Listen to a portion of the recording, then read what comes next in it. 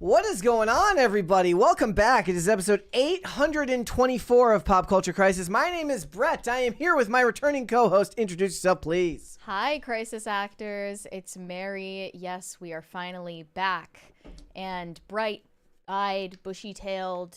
We didn't bring back the milk and cigarettes as promised, but we have a glut of pop culture news to cover. There was just an NFL draft, so I definitely came back. Yeah. We have a 20 from Shane H. Wilder. Happy Monday and welcome back, Brett and Mary. It's been lonely without y'all. Congrats again on getting on Pints with Aquinas, Mary. Did you get a picture with the painting? Brett, would you eat the Vlasic Pickleballs Puffs? Fun fact, so he posted them the other day about foods that shouldn't exist, but Brett would probably eat. I had already seen them, and I don't think I would eat them. So you know, like cheese balls? Yes. They're orange. Yes. Well, these are like green. Oh, I would 100% eat that. You know, I guess maybe as long as I don't imagine it's kale before I eat it. It tastes like pickles. It's like a pickle chip, but a puff. Yes. So I would totally eat that. I don't think I would buy those, but I've been trying my best to not eat as many chips. So when I go out of town, I break my soda ban, and I came back feeling like bloated. So like, no, I'm off of it for the back off the soda. Back off the soda back for the on foreseeable good behavior. future. Yep, gonna do my best. So I don't think I would eat those. The picture with the painting, I did see the painting. I've seen the painting in person, but we did not pose with the painting. I don't know if that's something that he's retiring going forward now that he's in the new studio in Florida. Do you want to explain to people who don't know what it is? Pints with Aquinas is, I think, maybe the most popular Catholic podcast other than Bible in a Year from Mike Schmitz. Okay. Hosted by Matt Fradd. I've met him now a handful of times, and we recorded a long interview together while I was out of town. How long That's is what long? I was up to. It was 3 hours long, but there were also questions from his audience, and there were actually some of his local subscribers making inside jokes about the gongo. This is how far the gongo inside joke has gotten in the world.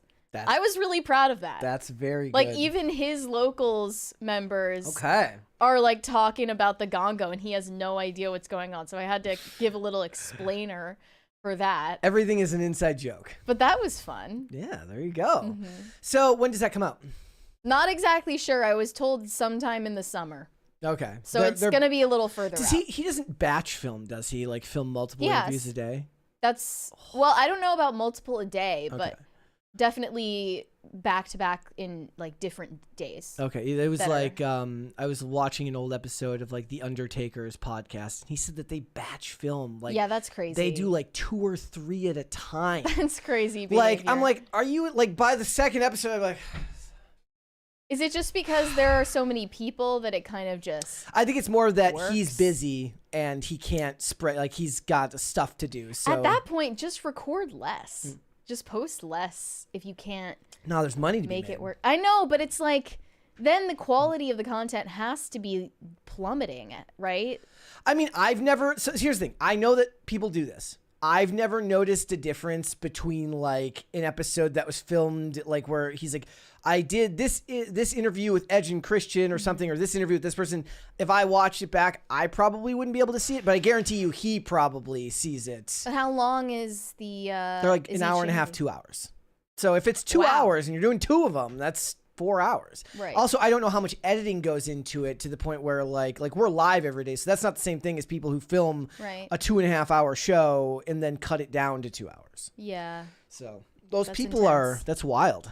I wouldn't be able to do that. But I mean, like, that's what they talk about. Like actors, they're on set 18 hours a day. Like if you're the lead in a show, you're on set 18 hours a day. And a lot of that is just hurry up and wait and sit around.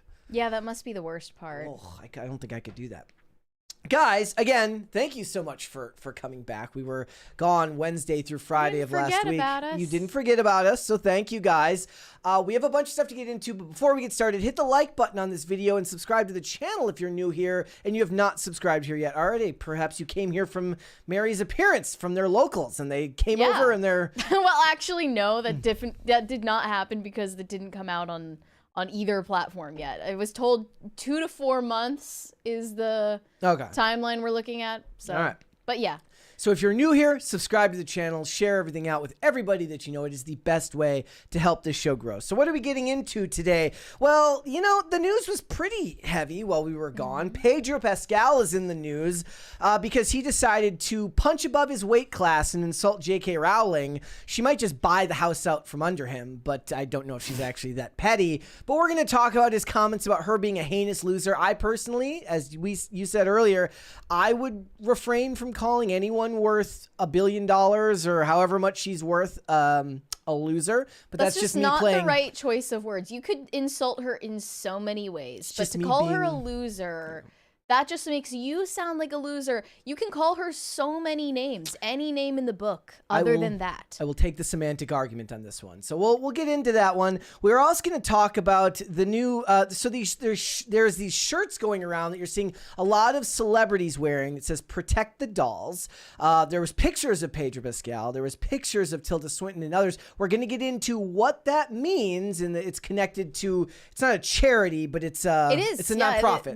They're donating the proceeds from this t-shirt to a transgender nonprofit organization, and all of these celebrities are coming behind it, including Pedro Pascal. And we're going to get into why that is. So we're going to talk about that. We're also going to talk about the fact that Mickey Rourke did in fact turn Jojo Siwa straight. Okay. Just kidding. Fake news. It had nothing to do with Mickey Rourke. It had everything to do with Chris Hughes, who is much more attractive. Just gonna say that off the bat. So she went on Big Brother UK and found out she wasn't gay. So we're gonna talk about it. It's crazy how like you can just label yourself as an actual child and people will brand you with that forever, for your life. And then if you want to evolve past your adolescent years, you're not allowed to do that. But that's what she's going through right now. She's realizing she is in fact attracted to men. Because she's an adult woman now. Crazy how that happens. So we'll get into that. We'll get into a bunch of other stuff. If you're ready, we can go. You ready? Yeah, let's go. All right. So you guys, if you guys know me, if you've been watching this podcast for any length of time, you know that I don't believe that prestige television started with Game of Thrones. No, no, no. I believe prestige television truly began in 2007 with the USA Network and all of the blue sky dramas that go on there. We're talking about Burn Notice, White Collar Psych, what else? Suits, In Plain Sight, Covert Affairs, Necessary Roughness, Graceland, all of these shows that did very, very well. In fact, I posted a video the other day about a guy who talked about coping with the future of America by watching the USA Network. So these are very, very influential shows from their time. But right now what we're looking at is there is going to be a reboot of Royal Pains. It's a revival, bringing back Mark Feuerstein as the star of the show. He will also be executive producing. And I do believe that you can't go home again. So we're going to get into this and we're going to talk about it. I just want to go through the article a little bit because it's very short and they get all the details in there. Well, before you do that, can you just summarize for me, as someone who hasn't watched the OG Royal Pains, what is the magic of it? So in the show, basically, Dr. Hank Lawson gets fired for choosing to sit. So two people go to the ER at the same time. There's a sick kid and then like a guy who's on the board of trustees for the hospital, and he chooses to help the kid. And the guy who's on the board of trustees dies, and they blackball him from every hospital in New York. And he goes and he starts a concierge medical practice in the Hamptons. Okay. It takes place, I don't know if it was filmed on location in the Hamptons, but all of the aerial shots are of the Hamptons. It's probably bright. In Vancouver. It's not, I don't think it's in Vancouver. It's bright, it's sunny, it's saturated. And it's light fare. It's not very, very serious. It's in a lot of ways, and we'll get into more of it, it's about the characters themselves. But what's going on right now is that the network is reviving it, and it's going to be brought back to NBC, and that's my first problem with it. Look, I know that the USA Network is actually owned by NBC Universal, so for all intents and purposes, it's the same thing. But it's not the same thing. to bring it back and then put it on a different network. They're learning that right now with Suits LA, which has been brought back, and they brought it back to NBC, and the ratings are not good, especially in compared to the actual original Suits that took place on USA Network. Then what streaming service? It would be Peacock then. Okay. So it will be through co-creator Andrew Lenchewski, and I do believe that's how you pronounce it, and Michael Rausch, who was both executive producers with Mark Feuerstein on the original series. This is like the tagline they're going with. Over a decade ago, Hank Lawson left a hospital to start a concierge practice in the Hamptons. Now, several years later, and searching for a new purpose in life, Hank is about to embark on his biggest project yet. So that's a red flag. It can't take place anywhere other than the Hamptons. It has to take place in the same location. For one, the bright visuals in the locations were a hallmark of the show, and it made you feel like you were transported from whatever cold, crappy place you might have been living, like Minnesota, and you were now someplace warm in the Hamptons in the summertime.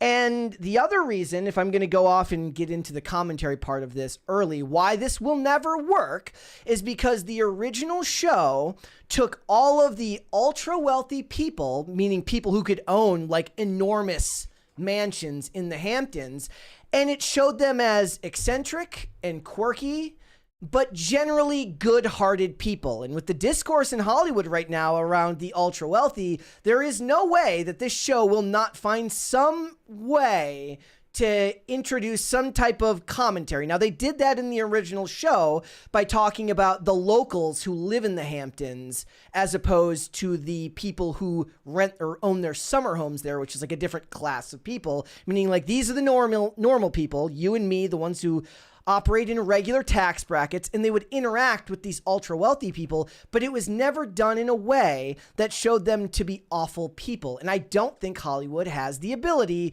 to do that in 2025 without making it some form of commentary, even if they try to be lighthearted about it. You're right. They're obviously obsessed with Luigi Mangione, treat him as a hero, valorize him, and there is this growing spirit of resentment on the left in general, which is still in Hollywood, as ironic as that sounds, because they're all mega wealthy. It's the same spirit in which Gal Gadot recorded her Imagine video. Yeah. And that is so out of touch, but the contradiction hardly bears pointing out because they're going to continue down this path. But the thing is a lot of the times, plenty of the ultra wealthy people in that community were portrayed as out of touch, but in an endearing way. And it's weird because the discourse is about the billionaire class. Yeah. In a Bernie Sanders voice, that's my best try at that. The millionaires and the billionaires. The people I assume who are portrayed as his clients in the Hamptons are not from the billionaire class. Am I correct? I mean, they would be in the so they would be in the multi-millionaire class. Yeah. But then, they don't see a distinction there, not in the way that they think they do. You're saying the other clients are the upper middle class people who happen to vacation there. No. So the clients are the ultra wealthy. The people that work in the Hamptons, meaning the ones who work in the shops, who own small businesses. They're portrayed as your average everyday person whose family just happened to own a home in the Hamptons, not the mansions, but the regular, homes there. The rest are the art dealers and the inventors and this and that. I remember that the character that the dude from Ezra Miller plays in the beginning, like his grandfather invented the blender or something, which is why they can afford to live in this enormous mansion. That was one of his first roles. So you think they're gonna put it in LA or something? No, I think what they'll do. They didn't state that they're changing the location. I just worry that they're going to, because they talk about him, taking on a new mission. So they have to bring back Hank and Evan. Evan's his brother, and they have to bring back Divya and Paige, who Divya is their physician's assistant, and Paige is Evan's wife. These were the characters that rounded it out and made it feel special and unique, along with Boris and all of these other characters. And I just don't have the faith that the writing can be as light, as breezy as it was then. And the other reason they should be worried about that is they are doing this right now with Suits LA, and it isn't working out. So Suits, if you guys remember, it was like just after the pandemic, Suits like blew up on Netflix and became like the most watched show on the platform. Even years after 4 years after the show ended. It was like 2023, still the most streamed show. Yep. And they're doing that right now, and the ratings are not good. So it did a 2.7 million live opening for the premiere, 4.7 million in total, and the numbers have gone down since then. And the problem with that is if you look at the other shows that are playing there, like an episode of Chicago Fire, which has been on since the Obama administration, does 8 million. And Grey's Anatomy is still, she will go until the day she dies out of her cold, dead hands. What did she say? She just felt like she couldn't walk away because she doesn't want anyone else to get the credit. No, she says she doesn't want them to make money off of her, which I can respect. Because in a meaningful way made the show what it is. So here's the other thing. So if you look, people want Meghan Markle. That's why Suits LA is flopping. If you look at Suits LA, it's sitting at 39% on Rotten Tomatoes from critics and just 53% from audiences, whereas the original Suits is 87% and 90% respectively between the two. Mm-hmm. So I just don't have any faith that they're going to be able to bring this show back in an endearing way and treat those characters with the same behavior, give them the same behavior that they had before. In the show, Evan was unapologetically greedy in the sense that he wanted to grow his business and be successful, not in a bad way. He was just kind of sometimes seen as haphazard, and he put money and possessions before other people around him, and that would be part of the discourse for that. I don't think that they can handle that now and not treat it with something of a more serious tone when it doesn't need to be that. He already did his growing up on the show, and I don't think that I do believe that the lack of success of Suits LA tells us that this isn't really going to be the win that you think it is. It went 8 seasons. That's a lot. The one other thing it has going for it is that it's a revival and not a reboot, meaning that they're not just introducing a bunch of new characters. I guess you could imagine that some people would come back for it. But me personally, I don't have any interest in watching. That would go for any of them. I loved Burn Notice, White Collar. I loved the original Suits, In Plain Sight, Covert Affairs. I don't think if you bring any of them back, I mean, we're talking a decade now. Over a decade since most of these shows ended. The time has passed, so there's that. Regardless of your reasonable concerns about it getting weighed down with the baggage of our current political climate, the time that this was successful, that time in the culture is definitively over. Yeah, there isn't that is a much problem in and of itself. There isn't that much whimsy in the world anymore. Right, exactly. The whimsy is gone. The other thing they could have done, if they were asking me, was have you seen how successful The Pitt is? The HBO series, The Pitt? Well, The Pitt stars Noah Weil, who made his bones in TV on ER. So he's playing a doctor again in another show with a different name, right? So maybe you take Mark Feuerstein and you give him another name and you put him somewhere else, tropical, and you try something different. Wait, what do you prefer? Police procedural or crime procedural or a medical procedural? Because those seem to be the two major formulas. Yeah. Crime. Yeah.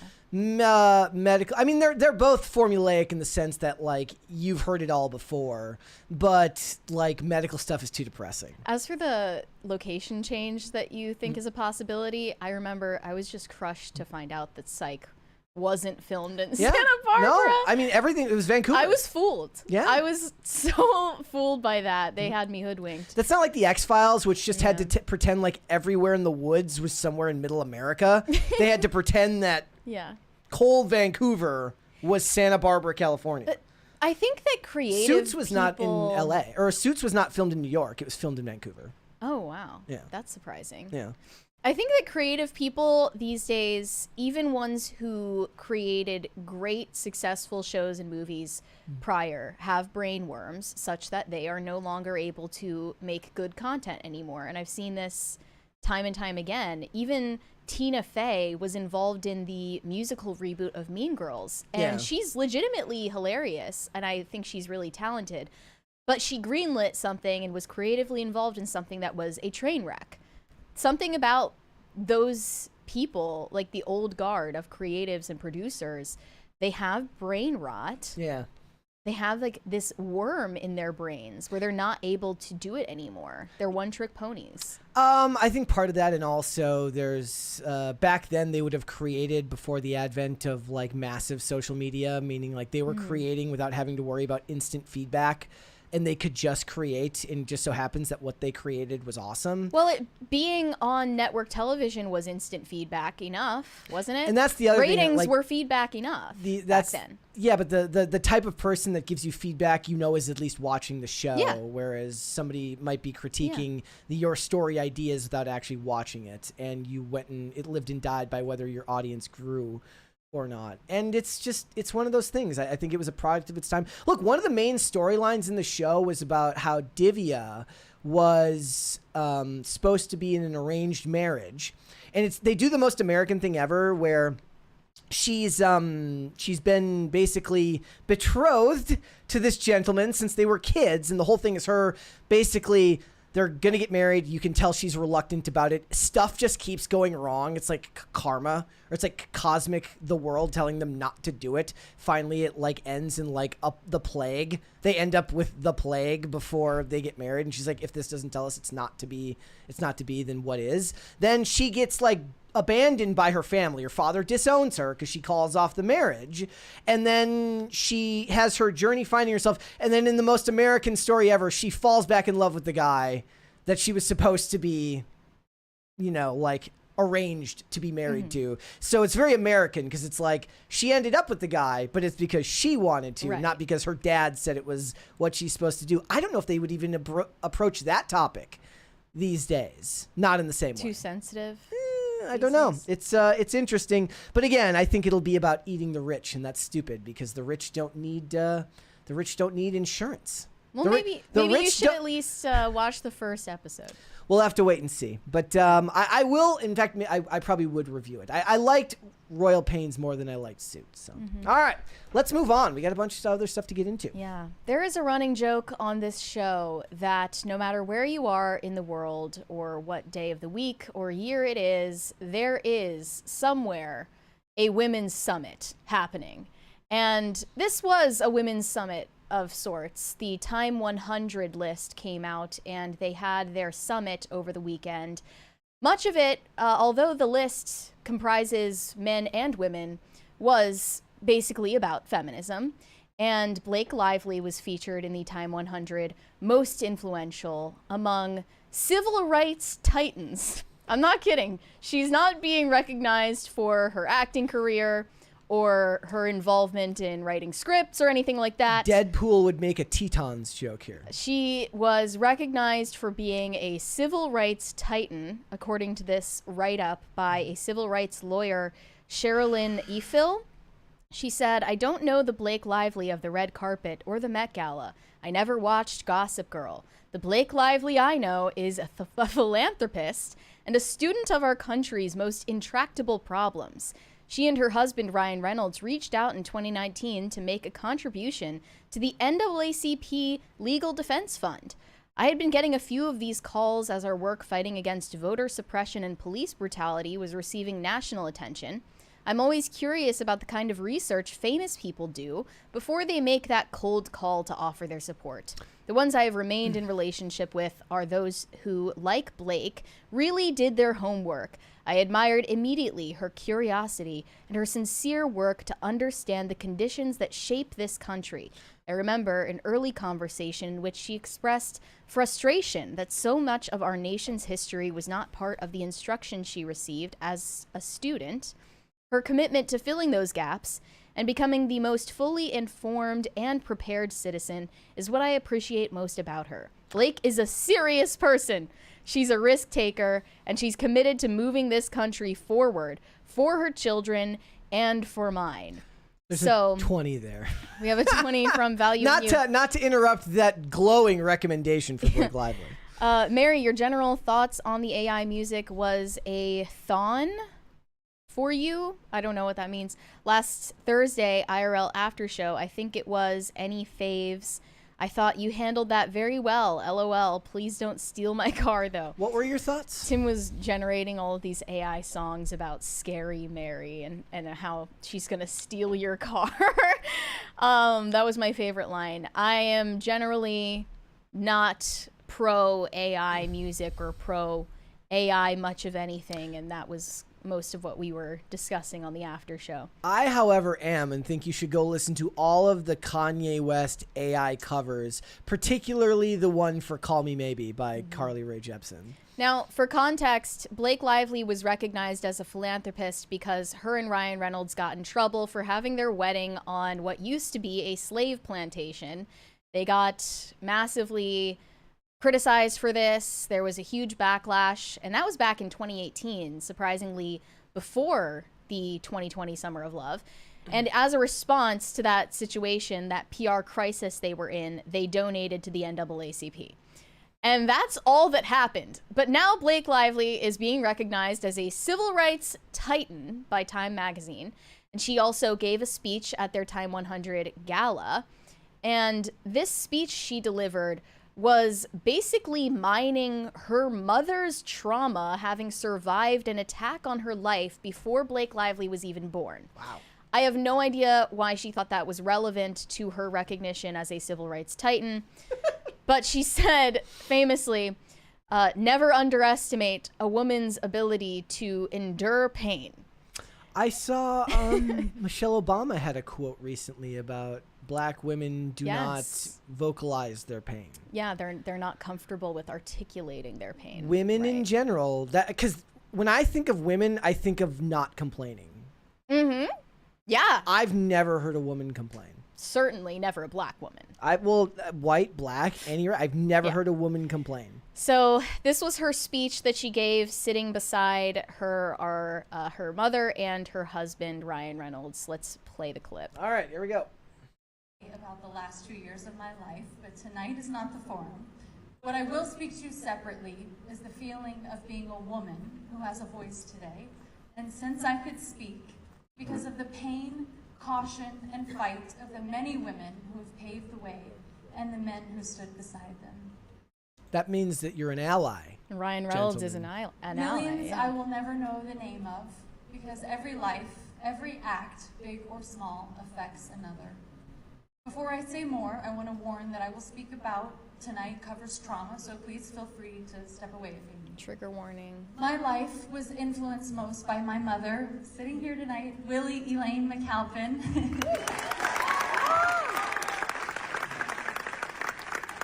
She's an eternal optimist, and she's always leaving me messages, hooping and hollering and saying, "Woo, life's just a bowl of cherries." It's true, always. And she'll get your number tonight, and she'll leave you those messages, so please be warned. But at her urging and bravery, she wanted me to share with you that she is the survivor of the worst crime someone can commit against a woman. I've watched her conceal her raw and undeserved shame my entire life. So as her daughter, being asked to share this today is monumental. If we name it, we change it. Just as our fellow Time 100 honoree, the incredible Giselle Pellicot, put it to every woman who understood, it's not for us to have shame, it's for them. Who is them, though, in this case? I guess the perpetrators of violence. Okay, so this is about specifically against violence against women? Yeah. What's ridiculous about this speech, and we'll just cut it there, is that she is trying to draw a comparison between what she alleges against Justin Baldoni in her phony Me Too lawsuit and the actual trauma that her mother suffered, which wasn't explicitly stated.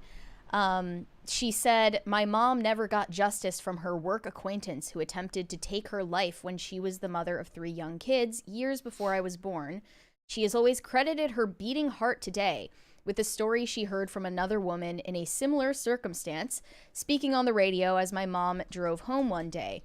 The woman painfully and graphically shared how she escaped, and because of hearing that woman speak to her experience instead of shutting down in fear and unfair shame, my mom is alive today."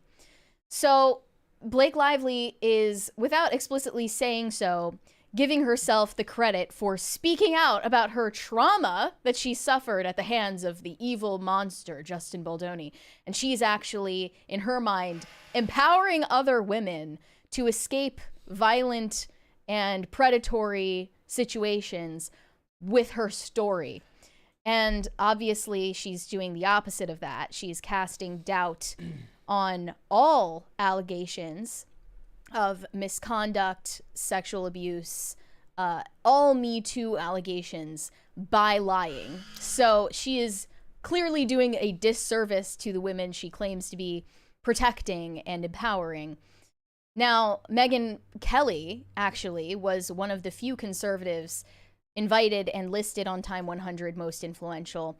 She was at this event as well, and she was interviewed on the red carpet about Blake Lively's inclusion on the list, and she thinks it is a joke. Then you had people like Blake Lively. In no world is this person one of the most influential people in America. Okay, that's wrong. Yeah.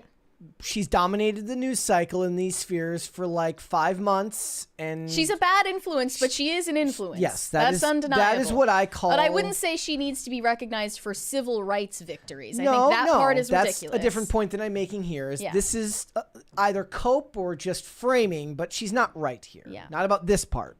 I knew if I went and I gave interviews on the red carpet, Mark, I was going to be honest in response to the questions, which, as you know, is a hard no for these things. Like, that's not the goal. You don't be honest. I was asked by the Daily Mail about Blake Lively, and here's how that went. So who are you most looking forward to seeing tonight? Well, I'm definitely hoping for some sort of a selfie in the distance with both Blake Lively and Meghan Markle, since they provided me with so many hours of content. There's a lot of controversy right now with Blake being on the Time 100 list. It's a ridiculous joke. She shouldn't be there. She has no influence over anyone. I think she launched a fake Me Too allegation against him, and she's lived to regret doing it because virtually every allegation she has made has fallen apart.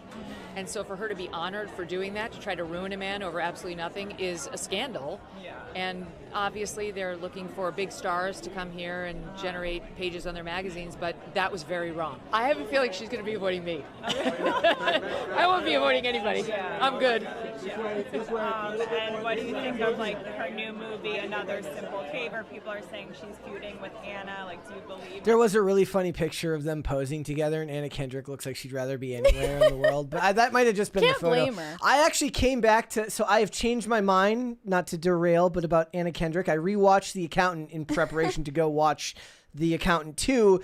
You know, her role in that movie is small, but it's better than I remember it being. She's a good actress. So, you know, there you go. I couldn't care less, but I do care when people bastardize Me Too allegations against, people who don't deserve it. And I think, notwithstanding the fact that they can lawyer up with very powerful PR people and lawyers and so on, we have to be very clear-eyed on what looks real and what doesn't, and call it out when it isn't.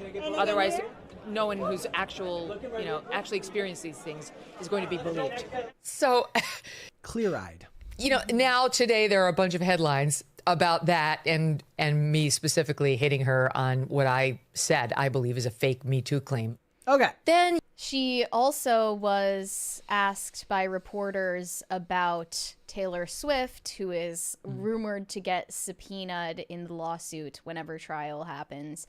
And Megyn Kelly gave advice to Taylor Swift on the red carpet. Either Taylor Swift is her dragon or she isn't. I don't know. She said to Variety, referring to the infamous text message from Blake Lively where she refers to herself as Khaleesi and Taylor Swift and Ryan Reynolds as her dragons. That's what Blake Lively said, so I guess I'll have to take her at her word.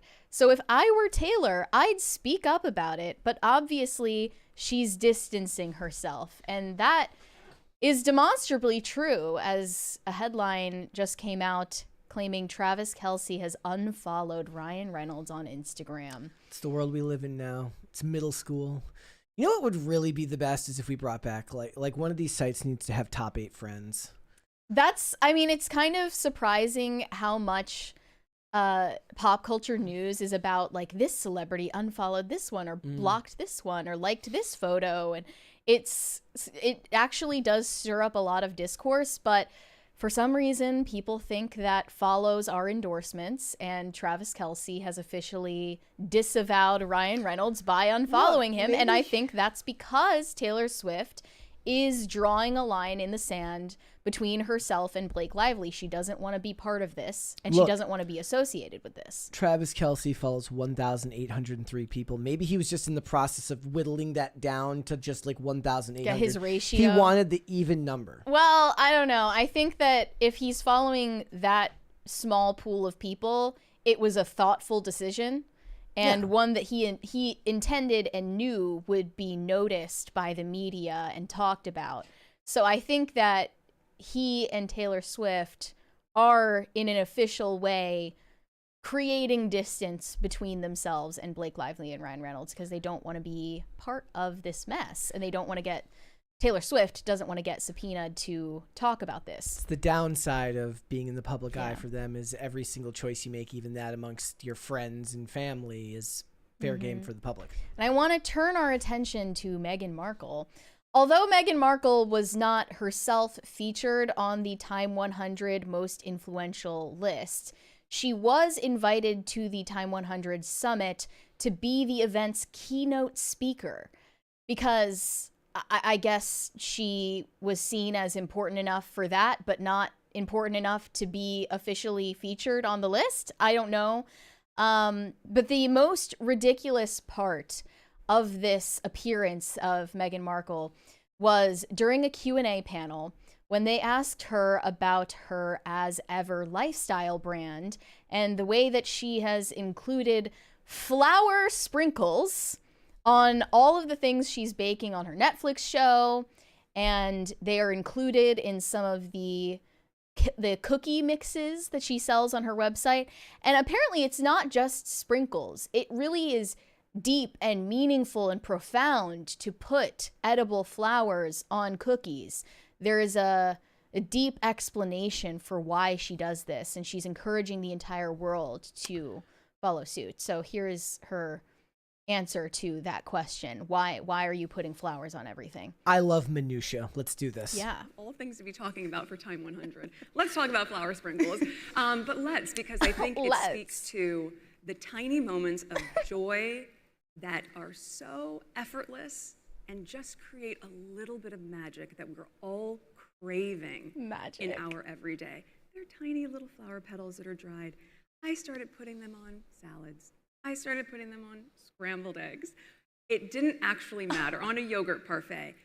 The level of charm that you find people have when they see these tiny little dried petals is something I can't fully wrap my head around, but I appreciate that there is a love for the detail and the small level of delight that can be added. So take the skit makers on Instagram are going to go crazy with this one. Flower sprinkles really is an analogy, and think about what you could do in your everyday life that can just have a little splash of magic. Look, I do that every day at this job. Okay? Some days, guys, Mary wants to talk about this stuff, and it's just so depressing. And I'm like, look, I'm going to bring some flower sprinkles to this topic. Okay, every time a Mary laughs, another flower is sprinkled on something. What are your flower sprinkles? It doesn't matter. Everything I say is a flower sprinkle. Okay, everything. Okay, you're a walking, talking flower sprinkle. I make every situation better on unexpected moments. Just a little splash of magic, where you just sprinkle some magic on your scrambled eggs. Every super chat is a little flower sprinkle. You too, audience, can give us flower sprinkles. She finds magic in the little things. I don't even know what to say other than whoa. I just but this is also, I kind of talk about women's ability to like over exaggerate something, and it can be endearing sometimes in a lot of ways, because I actually do find the idea of like when you're really like interested in something and you really care about something and you like to talk about something, that's actually usually really, really endearing. And it actually draws me to like a lot of the content that I like to watch. It's people who are very, very obsessed or love something and want to talk about it. But I don't know how that translates to sprinkles and flower petals. So this could be my own bias speaking that I'm just like, I want to dunk on her, so I'm dunking on her. Whereas somebody who likes her is going to hear this and be like, oh, she's passionate about this. Maybe I'm not giving her enough credit. Well, I'm sure if Olivia, your fiance, were passionate about edible flower sprinkles, you would be too. But because it's Meghan Markle, who is fashioning herself to be some kind of female entrepreneur, business pioneer, female founder, and founder of sprinkles and flowers. She's going around, making this image of herself as a serious person. It sounds ridiculous to hear her pretending to hold back charmed laughter about the flower sprinkles that she puts on her yogurt parfait. The way that the cracks in her voice that she fakes when she's like trying to make herself sound authentic and sincere, that's really what grinds my gears. It's just like a little like splash of magic in the little things in life. It's like and people just love it. And I guess that's why I launched As Ever, so that I can share the magic with the rest of the planet, because I'm like the entire Earth's fairy godmother, sprinkling edible flowers on everyone, and everyone just loves me. Is there a male equivalent to this? I'm trying to connect with this in some way. Is there like a male equivalent to this? Men like is this like guns and trucks? Is this like Emerald? Kick it up a notch, look, bam. I like baking and all that, like nothing wrong with that. It's just the contradiction is clear when Meghan Markle is trying to get people to take her seriously as an entrepreneur and a business leader, and this is how she talks, and she clearly has no idea how this lands with people. She also spoke about her life on stage as a working mother, saying she has launched her 3 projects with Love, Meghan on Netflix, her business As Ever, and her podcast, Confessions of a Female Founder, at the same time. And she's spent the last year and a half being incredibly busy and ambitious. She watches it all come to life, and she has made a point to give herself, quote, the space and the grace to make mistakes, to know that you're not going to get it right every day. Well, as I've always said, there's nothing a woman wants to do more than forgive herself or something. And people noticed that although Meghan Markle was the keynote speaker at the Time100 Summit, she did not end up making an appearance later on with Prince Harry at the Time100 Gala, party. Well, the thing is, he probably choked on a flower sprinkle and had to be brought to the ER. There was a medical emergency. But no, in reality, this was her explanation for not attending the after party. Okay. During her Time100 Summit talk, Meghan hinted at why their trip to New York would be brief. It turns out the couple had a very important milestone they needed to get back to at their home in Montecito, California. Their 5-year-old son, Archie, is losing his first tooth. So that's not because nobody wanted them at the after party, or they weren't invited, or they're disliked by the people there. It was because she's just so busy, with her edible flower sprinkles and her son's tooth falling out. I like the idea. Well, actually, you know what? I would like to hear her thoughts on the tooth fairy, because that's like a whole conversation that people have about the myth of they don't want to talk. Like the people who talk. We've talked about introducing your kids to Santa Claus. Yeah, right? I'm pro. I wonder if she does the thing where she wraps the dental floss around the tooth and then ties it to the doorknob. And then she says, flower petal, and then, slams the door shut. She's one of the Powerpuff Girls, sugar, spice, and everything nice, I just... she also... I can't think of a guy. I can't think of a male version of this that's not... I just can't. Souping up your car? No? No, it's not the same thing.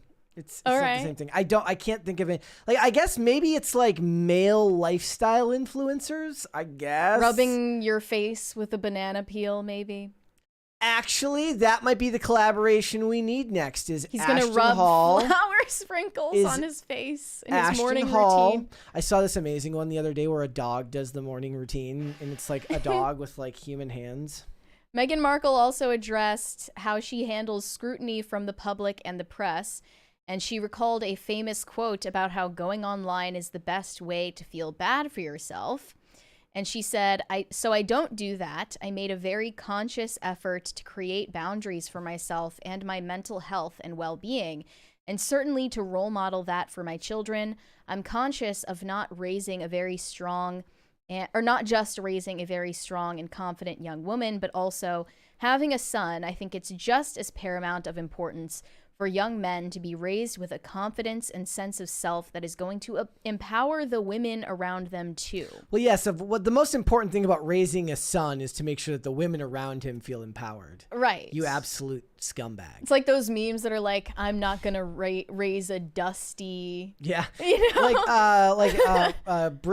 I like the ones that are like taking my daughter on vacation so she isn't impressed by your dusty ass 3-day trip to Florida.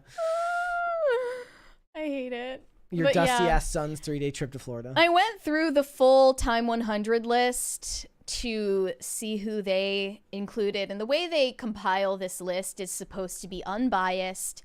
It's not about whether you think personally that these people are making a good or bad impact on the world. It's just that they're making an impact. So there were a lot of people from the Trump administration. J.D. Vance was one of them. There was also Mark Zuckerberg and Elon Musk. My favorite part of them talking, like when Blake Lively was giving her speech, was all of the champagne glasses next to her. Just like all of just the champagne glasses full of alcohol that nobody they're actually pretending to care about can afford. The forks and the champagne glasses clinking and the fake laughs and the designer clothes. It's just, I don't resent them for being rich. I resent them for being liars. Yeah. I think that's the problem. No, like rich is not the problem. Self-important and rich is the problem. For being self-important liars who virtue signal constantly, especially in the example of Blake Lively and Meghan Markle, who are being credited with these. This is what they say on the Time 100 list. Innovators, titans, icons, leaders, pioneers. Blake Lively is none of those things. Meghan Markle is none of those things. And they're getting undue credit because I guess they're just trying to farm rage from people. And it's working. The next women's summit should be like breakthrough criminals. And it can feature Anna Delvey, Gypsy Rose Blanchard, Elizabeth Holmes, and they'll give Elizabeth Holmes the Titan of Crime Award. But to make sure that's fair. Truly breaking down barriers for female criminals. They're not just poisoners who kill their abusive husbands anymore. Yeah. They're capable of white-collar crime. They can commit fraud too. Break glass ceilings in prison. You can sell a glass ceiling that doesn't exist. Feature Martha Stewart as well. Woman. That's who would win the Pioneer of Women in Crime Award. Yeah. I would love this. I would watch this. I would definitely watch this. Let's get this going. All right. Definitely. All right. What would you like to see, cringe or cute of the day? Let's see cringe first. All right. We've actually got two cringes today. Oh, okay. We've got yours and we've got mine. So first, we'll do mine first, just in case it flops. Okay. This is a woman, and it says, "Have you ever heard of an ambulatory wheelchair user?" I don't think so. Does this mean you can walk? Have you ever heard of an ambulatory wheelchair user? This is someone who has use of their legs, but still chooses to use a wheelchair sometimes. Just because I'm using a wheelchair here doesn't mean that I was paralyzed, but rather that I'm choosing to use it in order to mitigate painful symptoms that come from standing and walking for a prolonged period of time. I think a lot of people look at me using the wheelchair and think, oh, that's so sad, but rather it's quite the opposite. I'm able to go out and do things and have a life that I wouldn't normally be able to if I didn't have the wheelchair. So if you see a wheelchair user out in public, don't stare at them, don't entirely avoid eye contact with them, and don't talk to the person they're with as if they're not there. Treat them like you would normally. And don't ask them why they're in the wheelchair. If you wouldn't ask a walking person about their medical history, why should you ask a wheelchair user about their medical history? Thank you for coming to my TED Talk.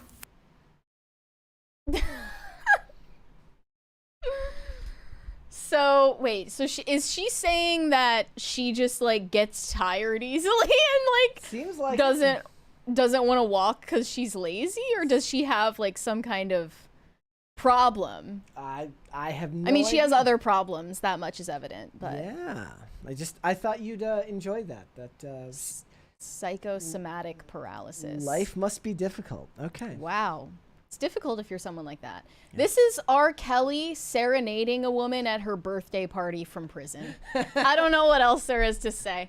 Don't play with us. Go ahead and sing. I'm ready. She right here. She can hear you. She can hear you. I can hear everything you're saying. Like, is this a paid appearance? How does this work? It's credited straight to the commissary. Oh, man. Come on, man. Wait, okay.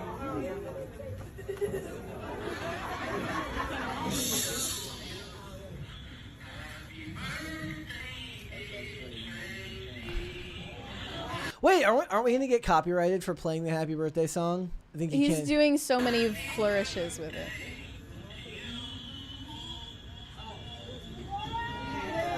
Thank you. Apparently, Aaliyah be damned.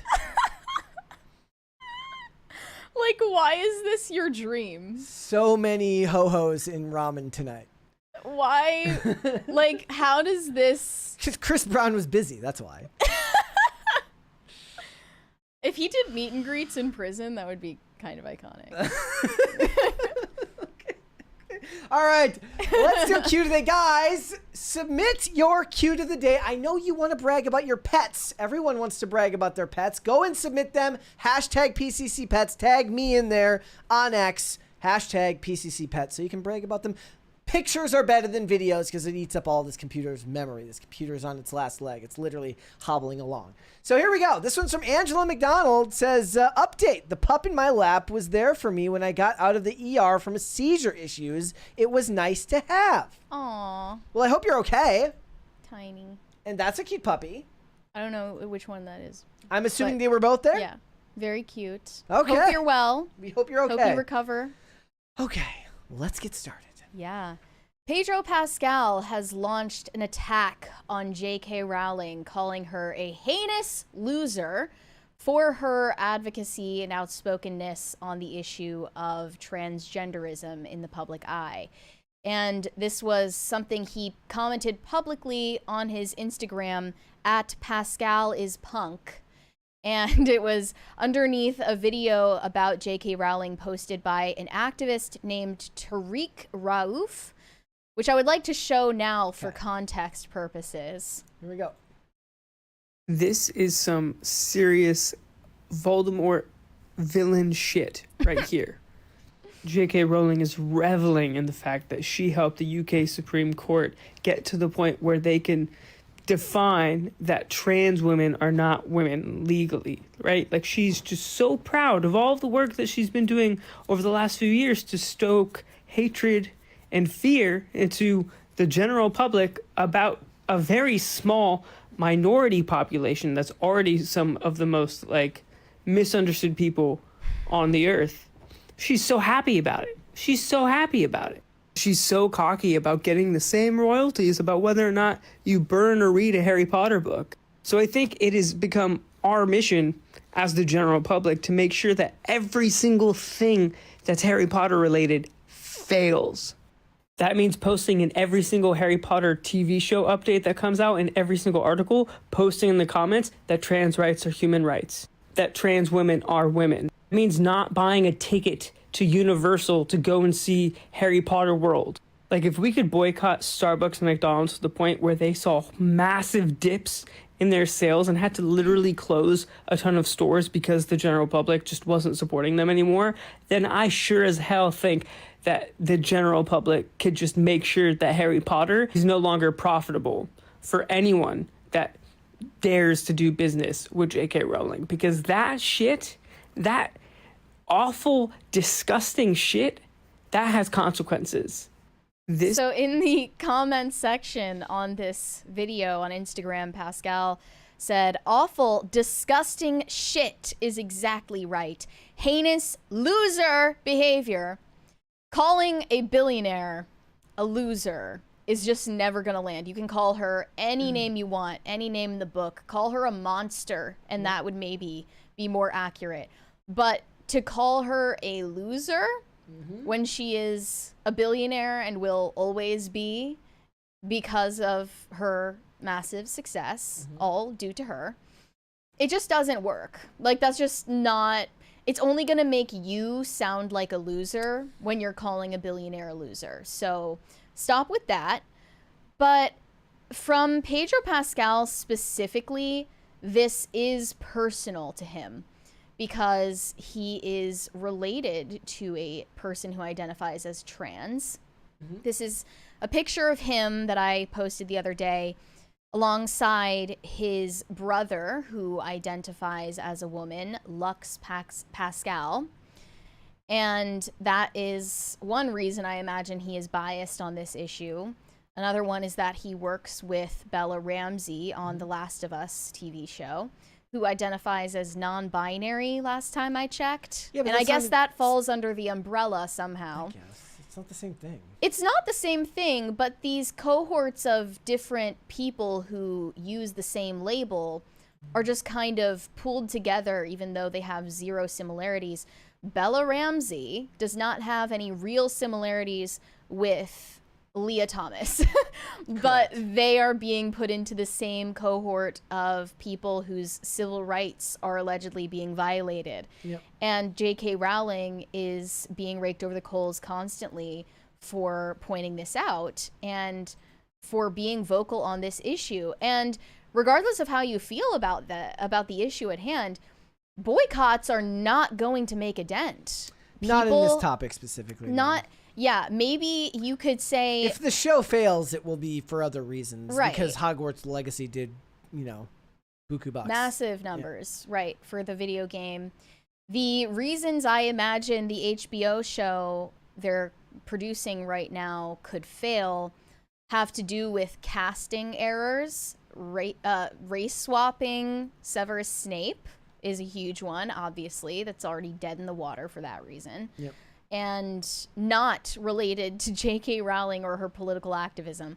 Normies don't care about it, and even if they're somewhat aware of it, they do not care because they are obsessed with Harry Potter and always will be. That's why people in the comments, somebody's like, if you want to wear Harry Potter merch, but you don't want to support J.K. Rowling, here's Temu links to stuff or Alibaba links to stuff that you can buy, but you're still promoting for her freely if you buy them. Here were some of the tweets about this headline from his insult.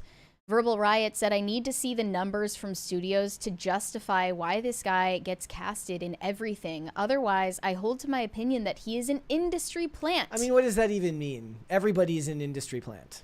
Well, it is conspicuous that Pedro Pascal just seems to be in everything these days. But he didn't just show up out of nowhere. No. That is a misnomer. He's been acting for a very long time. Like, as your resident observer of any and all police procedurals, he shows up in everything. Back in the day, he just looked very different before he had the really, really poor beard that he has that he can't quite grow the whole way. Yeah. It's worse than mine. Yeah, it's not great. Geeky tweeted, so is Disney going to fire him, or does that only apply to women and those who lean right? Does this make him a misogynist, or is it okay as long as you're targeting biological women, trying to determine the rules? The rules just change based on who it is and what they're saying. There's no hard and fast rule whatsoever. Thank you. Thank you. First crisis party of our welcome back. Yes. Thank you. There we go. It is good to be back.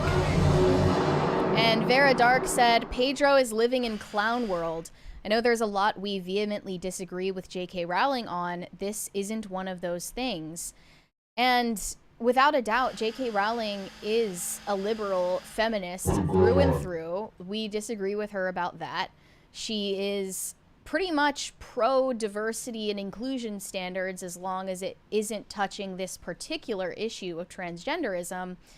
And that is showing through in the casting decisions that are being made for the HBO show. But a boycott be damned. It's not going to have an impact. And Pedro Pascal just made himself out to be the loser in this situation. Yeah, there was also, like, I saw David Tennant gave an interview recently because David Tennant was in Harry Potter in the original movies. And he said he hopes that she will get out of people's way in the transgender community and let people be. So it is a hot button issue for everyone. I also feel kind of bad for anybody that ever worked on Harry Potter that doesn't want to talk about this, who will now have to field these questions every time. David Tennant is very into talking about transgender rights and stuff like that. So he loves these questions, but there's got to be a lot of them. Who's it? The lady who played Professor Sprout, who's like, I don't want to work in America and people are stupid. Like, I bet you she hates questions about this type of stuff. No, she was a boss. Yeah. And in a way that's similar to Trump, I just kind of love J.K. Rowling for how little she gives an F about anyone's opinion. Like, recently, I think this was back in March, she responded to this tweet that was like, name 3 actors who will ruin any movie they're in. And she hinted that it's the original Harry Potter cast. Yeah, I saw that. And without, saying it out loud. So this is what David Tennant said. He said, J.K. Rowling is a wonderful author who's created brilliant stories, and I wish her no ill will, but I hope that we can all, as a society, just let people be. Just get out of people's way. Guy who doesn't understand the nature of the issue he's talking about at all. Yeah. He continued. We look back on, he says, he talks about, he compared the treatment of transgender individuals in the current age to the 1988 policy by the UK government that prohibited local authorities from promoting homosexuality. He says, we look back on that now and look at it as medieval absurd. And I think the way that transgender community is being demonized and otherwise is exactly the same. It's become this kind of political football. Okay, well, personally, I don't see that as medieval and absurd. I know most people do, but these people cannot be reasoned with. He clearly has not tried to hear J.K. Rowling's perspective or any of these other activists, because if he genuinely tried to understand, you would see their side of the issue is the same thing. Let women be. Like, let women be in spaces that are only for them. Let children be when they're trying to grow up and go through puberty. Why would the government, local authorities promote any type of sexuality? Promote? It depends on what I guess I don't know what he's talking yeah. about, like, in that context, so I can't claim to know what he's talking about, but it is an important issue to him. It's one that he talks about a lot. So. Well, he should stop. The actors will never stop. They love it too much. Yeah, and I could argue maybe J.K. Rowling should stop if it's a business decision, but she's not going to, and she doesn't have to. There's no incentive for her to do so. Well, I mean, she's separated herself pretty well. Like, if you look her up, it's all about transgender issues. But if you look up Harry Potter, this stuff doesn't come up. Exactly. At least on Google, it doesn't. Now, in a lot of these headlines about Pedro Pascal, a certain photo is used, and we're going to turn our attention to that before we get into Super Chats. I want to talk about this slogan t-shirt that Pedro Pascal is wearing on the red carpet for Disney's Thunderbolts premiere in the UK. It says, "Protect the dolls." And I saw this, I knew exactly what it meant from that moment.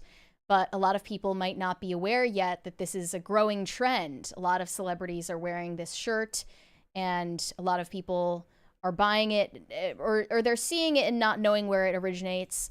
I also saw photos of Troye Sivan wearing it, and Addison Rae, and then Tilda Swinton as well jumped on the bandwagon. This is, of course, referring to transgender individuals, specifically men who identify as women, but it gets more specific than that, and we'll get into that. I found out that this was designed by a fashion designer named Connor Ives, and this is from the official page for the shirt, which is for sale now. The Protect the Dolls t-shirt was worn by Connor Ives in the finale of our Autumn-Winter 2025 show. After the groundswell of support and interest in the shirt, we've decided to make it available for pre-order. All proceeds from the sale of this shirt will be donated directly to Trans Lifeline, a trans-led US-based charity that delivers life-saving services to those who need them most. The hotline connects trans people to a wider community, offering support and resources they need to survive and thrive. Given the U.S. federal government's current hostility towards trans people, support like this is needed now more than ever. So they're donating the proceeds to this pro-trans nonprofit organization and citing, I'm guessing, executive orders about banning transgender people from the military, or it was the stuff new about executive the orders about suicide hotline.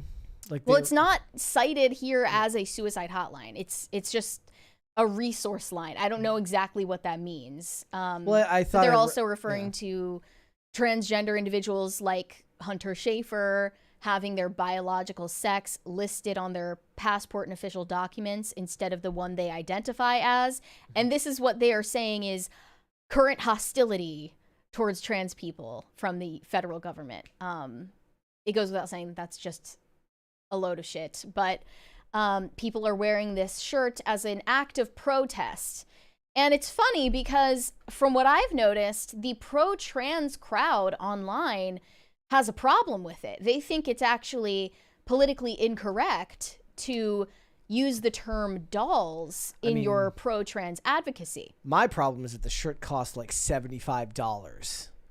Well, it's all for a good cause, you know? Yeah. So they pay up, fork it so over. they can go to like chalets and ski resorts to brainstorm about their consultant salaries. Consultant fees. I mean, it's obviously a racket. I did actually find this interesting. On Reddit, r/asktransgender, is anyone else irked by the slogan "Protect the Dolls"? That post was deleted though. So well, here's what it said.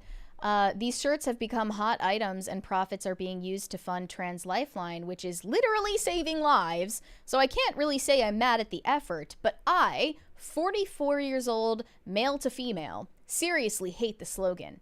Because masks, this is masculine presenting, and non-binaries are under attack too. And because the term dolls, while having legitimate roots in 80s ballroom culture, has a really toxic usage in trans femme culture today. Self-appointed gatekeepers of trans authenticity have constructed a fake caste system of dolls and bricks. If you have passing privilege or are successful at hyper-feminine presentation, you're a doll. If you don't, you're a brick. It's a toxic, mean girl culture that enforces cis-normativity through shame. I guess the problem is when you get into these types of subcultures, they police themselves heavily, and they do not take kindly to any type of pushback. So they're going to have a hard time growing their own support because they're going to cut each other down because they all believe that everybody else is inherently trying to save their world the wrong way, and they're trying to save it the right way. Right. They're constantly cannibalizing each other. I mean, this is honestly true of all like subcultures these days. Like, look at what happened after the election, and everybody starts arguing with everybody, and it's not exclusive to the left, but they do have a special propensity to attacking each other for not doing activism the quote-unquote right way, or in an inclusive enough way. Another person said it's liberal celebrities dog whistling the fact that they only care about the cunty trans people. So that's what's popular. I do not care what these people think the term doll means, or whether they find it offensive, or the subculture they're referencing. I think that they refer to men who identify as women as dolls because that's what they believe women are, that we are objects for display purposes, that womanhood is a costume, and that's all you really need to know. But this dichotomy between dolls and bricks is being pointed out as some kind of serious reason not to support the Trans Lifeline organization. There's a 20. DCNC said the UK is ahead of the game on how women are defined. Really? That happened? Woo, sucked in USA, join the Commonwealth, let's go, king whatever. UK rules, USA drools, UK number one, UK number one, UK number one. Haha. Well, don't you guys get arrested? You should know the name of your own king. Don't you guys get arrested for saying stuff on social media? They do, yeah. They're behind on most things, but just not this specific thing. We love you anyways, DCNC. I just wanted to point out, in regard to Pedro Pascal specifically, he's not doing the same thing as these other celebrities, just taking a selfie, posting it on Instagram. He showed up to an official Disney press event while being employed by Disney and ahead of the release of the Mandalorian and Grogu movie. He's showing up to this event on the red carpet to have Disney press take photos of him being an activist. And what I pointed out is this is an obvious cause for firing. And even though that's not going to happen because he's their golden child, this is clearly evidence that's going to be used in Gina Carano's lawsuit against Disney for wrongful termination, because she's already shown other examples where Pedro Pascal was given a pass to be openly politically divisive and hateful to people he disagrees with on social media, on his personal accounts. And now it has gone further than that. He has shown up to an official Disney event promoting Thunderbolts and wearing this slogan, which is politically divisive, no matter which side of the issue you fall on. It's divisive, especially now. Maybe not even 2 years ago you could say the same thing, but especially now, this is drumming up unnecessary controversy for the company, and he's not going to be privately reprimanded for it, and he's not going to face public consequences either. So I think Pedro Pascal just kind of won Gina Carano's lawsuit on her behalf. Like, so? He just did all the work for her at this point. Maybe they were in on it together. Maybe he's a double agent. I don't know. He's only had positive things to say about her. He's stayed silent for the most part on her. He didn't help her, and that's what people took issue with. Yeah, he never threw her a bone. He never tried to help her, but he at least has had the integrity not to talk shit about her on a public platform. The problem is she even told people, Pedro Pascal came to me privately and told me I need to pretend to support this. He just posts Which hashtag is weird, trans considering rights. he actually does care about it. Yeah. He would have a bigger issue with her not supporting it than he would the fact that she just isn't willing to fake it. Mm-hmm. And she's such an undeniably nice, kind-hearted person that he wouldn't have felt right about, you know, completely bullying like bullying her and stepping on her to get ahead. But it's clear enough that he is posturing, regardless of the fact that this issue is personal. It's of personal importance to him. And I do think that Disney should be clamping down on this, especially in the wake of Rachel Zegler's behavior and the flop of Snow White. And they're talking about restructuring their relationship with talent behind the scenes and making sure that no such scandal happens again on a Disney red carpet. The Snow White red carpet was completely locked down for that reason.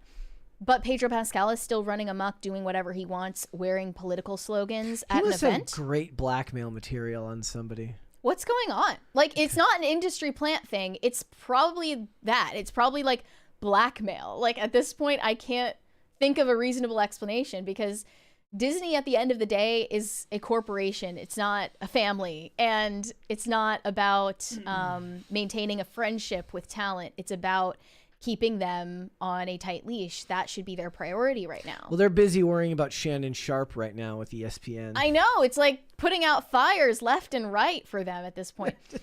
Now, Dylan Mulvaney also recently posted on his Instagram wearing a shirt that says, "Don't mess with trans kids."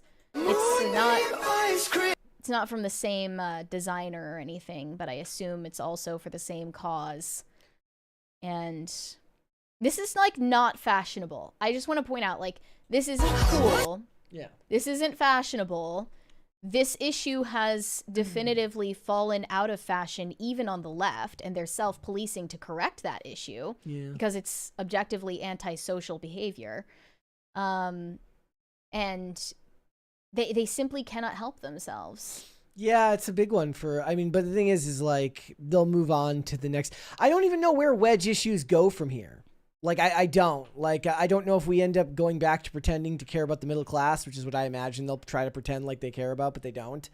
That is kind of where they're heading in that direction. But here's the thing: it's to have like one of the best things for like celebrities was to have luxury wedge issues to care about, because it makes it less about your status and wealth. So if the celebrities want to pretend to care about the middle class, they're always going to get pushback, being disconnected from reality. Whereas when you care about luxury beliefs, like body dysmorphia or something like transgender issues, race issues. Those are luxury beliefs that is coded into the storytelling now and sort of eliminate, like they get away with the fact that they can talk about like systemic issues, even though they're technically part of the systemic issue towards the top of the tax bracket and all of these things. They kind of push that to the side. But if they go back to pretending to care about the middle class, everyone's gonna be like, what would you know? You haven't been middle class in decades.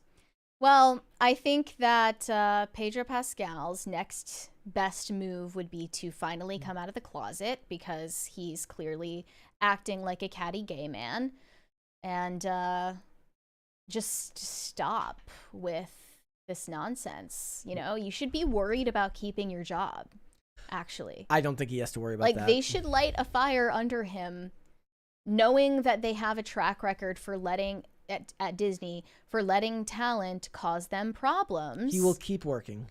It needs to be corrected. Like, they need to correct this, like, literally on a systemic level at this point.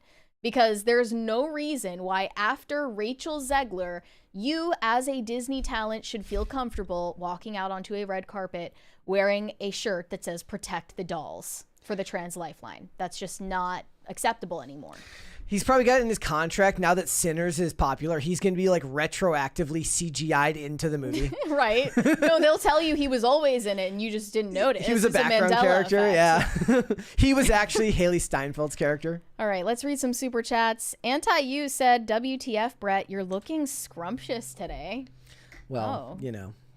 I mean, it is a day that ends in Y. What was your secret getting ready this morning? Oh, just extra rest and water. Lots of water. Extra setting spray. Yeah. You were using the same setting spray that Katy Perry wore. That's exactly what it was. Origin. That's exactly what it was. Brian Bledsoe said, welcome back. Saw Linkin Park over the weekend and had a great time. Miss Chester, but Emily holds her own and liking to new album. Got my Gongo shirt. Well, thank you for supporting the Gongo. Means a lot to us. Always good to support the Gongo. Surprised that you like the new vocalists. Unpopular opinion. Shane H. Wilder said, what, you couldn't outdo Seamus, who went 5 hours and 20 minutes? I saw the locals post too late to ask a question. Ah, well, such is life. Well, if other people beat you to it, it's fine, because they made the same inside joke you probably would have made about the Gongo. And yeah, I wasn't really emotionally or physically prepared to be sitting in that interview for going on 6 hours. I'm glad that it was cut. She's like, this show's great, but I got 3. stuff to do. 3 is just enough. Kenny Ramey said, what? In relation to what? I don't know. Yeah. You can hear us perfectly fine. Do one more. Pop Culture Junkie said, protect the dolls left over from Joss Whedon show? I don't think they're left over from Dollhouse. They would probably find that offensive. I do love that show, though. I love that show. All right, let's hold off on the rest. We've got more. Yes. So for years, Jojo Siwa has been out in the public eye as a lesbian. And on her recent stint in Celebrity Big Brother, her experience has shown that this was merely a phase. And it was always just a phase. She no longer identifies as gay. She no longer identifies as a lesbian. And this is something she realized during her experience on Big Brother. Because, in my opinion at least, she was charmed by a man. So a man named Chris Hughes. But she says, I'm not gay, I'm queer. Right, but read between the lines is all I'm trying to say. Read between the lines in what she's saying, and you will actually hear her saying, I thought I was gay when I was a kid and I grew out of it. But a lot of people kind of played into this and wanted her to be this gay icon in the culture. And she even felt an audience capture, and we'll get to that later, to be that person. And now that she is suddenly a grown woman and realizes she is attracted to men, this is no longer her identity. And it's just funny because she was so insistent about it not being a phase, Mom, like to the entire world. She did the hair swoop. Yeah, she had everything. She had the lesbian haircut, and she was rainbows everywhere, sparkles, rainbows, constantly talking about the issue. and now she's not gay anymore. Have you ever seen the meme where the guy turns into what's his name from Malcolm X with the skinhead? It's like that, but she turns into Margot Robbie. I mean, I see a style evolution incoming for her. So a lot of people pointed out as well that at the wrap party for Celebrity Big Brother, Jojo Siwa has ended her relationship with now ex-girlfriend Kath Ebbs, who claims that she has been love bombed and deceived by Jojo. Love bombing will always be the craziest thing I've ever heard. So let's go to about the 50-second mark in this video that Kath Ebbs posted following the party. Can you explain to people, before we do that, can you explain to people what love bombing is? I can try to. Yeah. Okay. So love bombing is a psychological manipulation tactic that Gen Z believes is common today, where someone is affectionate towards you in order to win you over, and then they betray you and leave you in the dust. It says bombarding love onto a victim in part of emotional abuse and coercive control. It's to keep someone in your grips by showering them with love and affection. But Gen Z just uses this term when they're in a normal romantic relationship. Somebody's just nice to them and they're like, how dare you? That's love bombing. Okay. Yeah. So let's go to about 50 seconds into this video posted by JoJo's ex. If you can, I haven't processed it enough to, if you'd want to call it love bombing or whatever, but it seems to me I have experienced a version of that. Being told that I'm the love of someone's life, being asked to marry them before this social experiment. I think that just speaks to just how little introspection people do. Yeah, I don't like the idea that she probably actually felt that in the way, because when you grow affectionate for somebody, it swells and sometimes it can overcome you. If you don't know how to regulate your own emotions and you don't know how to process what you're feeling, you may imprint upon a person that way. But that doesn't mean that there was some nefarious technique at hand. Now, I don't know whether that's true in this case. Well, but I don't think it was calculated on JoJo's part. I think that she, despite being a grown woman who is now 21 years old, has the maturity of a 12-year-old and probably said things she didn't mean. Yeah. Being adored throughout behind closed doors. Being hurt by what I saw, but wanting to work through it and have a conversation and get clarity and, you know, to be met with,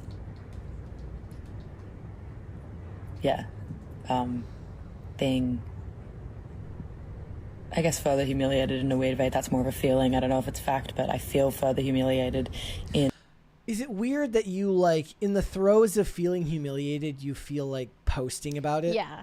Like, that seems weird to me. This is a trying to get revenge post. When I think of feeling humiliated, I think of retreating into privacy and retreating into solitude, not being like, that could be like a fundamental difference between men and women, though. Women like to like verbalize and commiserate around these types of things. This is not just something women do. This is about taking Jojo Siwa down with her. Okay. I think she feels betrayed and wants Jojo Siwa to be the bad guy and send her followers over to Jojo Siwa to attack her out of revenge. There more here? But she reveals they were planning a marriage together before Jojo Siwa joined Celebrity Big Brother, but they have now parted ways due to Jojo realizing that she wasn't the person she wanted to spend the foreseeable future with.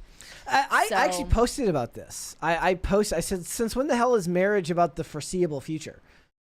Foreseeable future? Yeah, that's not what. And somebody commented, they're like, what's the critique here? I think the critique is obvious. Marriage is not supposed to be about the foreseeable future. Yeah, I think that, for lack of better words, is what she was saying. But Kath Ebbs said in that video that she was hurt by what she saw on Celebrity Big Brother when Jojo Siwa was part of the social experiment they were doing, because she seemed to have a budding love affair with a fellow contestant named Chris Hughes, who is famous in the UK as being a prior contestant on Love Island.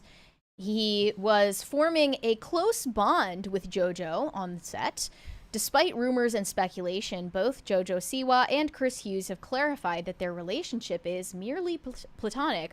But Chris Hughes referred to Jojo Siwa as his soulmate in a friendship sense. Now, when you watch this clip from Celebrity Big Brother, you tell me if you think that this is normal platonic friend Wait, so is this like behavior. one of those things where like if they're both single when they're 40, they'll get married? I think that it might be a little bit of a pact they're forming, yeah. What's up? Nothing. Tell me. No, nothing. Just what? Just talking in there. Yeah. It just made me really emotional. Yeah, good. And I feel like, yeah, I feel very grateful. Yeah. I feel very confused. I feel very happy. Why are you confused? Stam. He's caressing her right now, if you're listening Music rather than confusing our watching. world. He's playing with her hair. I feel very lucky. I feel guilty for how happy I've been. Like, I've been so happy. I told you I do horrible with goodbyes. But what are you saying goodbye to? Well, I know we're all leaving, but Yeah. But you're gonna go home and you got a life, big life out there. Yeah. You know? He literally cannot stop touching her. Yeah, he's wiping her That's sending you a tears, present when literally. you go home, because as appreciation, because you're gonna have to give me your address though. They're embracing. You're such a sweetheart. Like, how do you watch this shit? Not to be crass, but how do you watch this shit?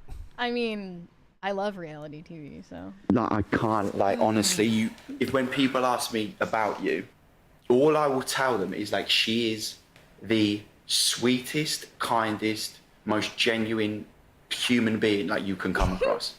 And Don't make me more sad. Wait, so is he now love bombing her?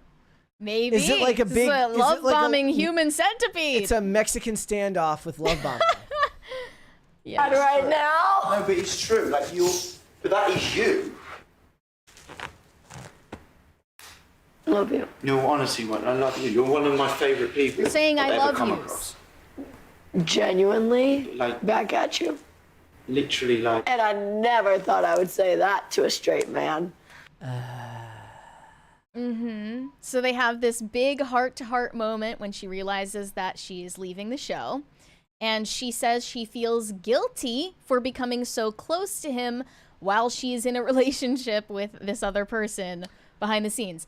That relationship is now donezo. And now there's another scene that's going viral. I don't want to show this one because it's too long, but Jojo is saying to a different contestant that this relationship she has formed with Chris Hughes has made her realize she is not gay, but she feels queer. She's like, I feel so queer right now. Like, I don't know. This is basically her way of soft launching being straight. This is her way of saying, like, oh, I'm not gay, but I also am really attracted to this man who I've been receiving emotional support from in this TV show. Like, she's not gonna come right out and admit that being gay was just a phase, but she is saying that it's more complicated than that. Like, she's not attracted to just women at this point. And I think it's her way of kind of skirting around the issue.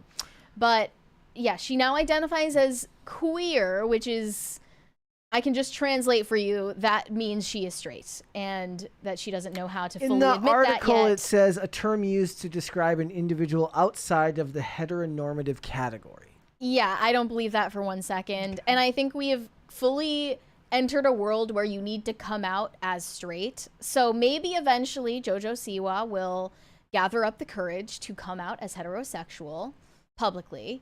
And hopefully her fan base isn't going to give her any backlash for doing so, because this is part of growing up that most people do without cameras on them. She was embraced for identifying with this minority sexual orientation. And now I think that the stakes have been raised so she can't abandon it just whole cloth. Yeah. She has to kind of slowly transition out of being seen that way. Honestly, it would be pretty iconic if somebody's like, whoops, I was wrong. And just goes. Yeah. And just completely abandons it. Has anyone done that? Like, I can't think of an example where someone, like a celebrity or influencer, has just been like, oh yeah, I thought I was gay, but I'm not. I don't know. But it might be a first with JoJo. DCNC said JoJo got de-gayed by a UK man. That's 2-0 today by my count. Well, technically Mickey Rourke did it, so. Yeah, Mickey Rourke was kicked off the show, but before he said that he was gonna turn JoJo straight. I mean, that's why all of this is fake, because this was likely planned from the very beginning. Otherwise, it's all just a bit too perfect, if you ask me. I think being in a situation as weird as Big Brother or any of these reality shows can force people to bond really, really quickly. Maybe it was when Tattoo quasi-faked being gay and then came out that they were straight. The band Tattoo. Oh, yeah, and then they even said they were homophobic, too. Yeah. Yeah, that was funny. That. But yeah, like being put under a social experiment without your phones in this really unique situation, I'm sure that it forces people to become very close much faster than normal. Yeah. And she probably does have feelings for Chris Hughes, and that surprised her. But I'm not surprised at all. She also did an interview recently explaining that her bad girl phase after the release of her song Karma was completely fake. It was all a stunt. And now that bitch. She wants to be an actual person and not a persona. Everything after the day Karma was released was not me. This transition between the young JoJo and the older JoJo, there was some controversy around that. It's been guided, and it's been, honestly, I'll be honest, Karma was me. I wanted to do that. I wanted to do that song. I wanted to do that dance. I wanted to do that makeup. Everything after the day Karma was released. All I can think about is the skit, is the meat can. The meat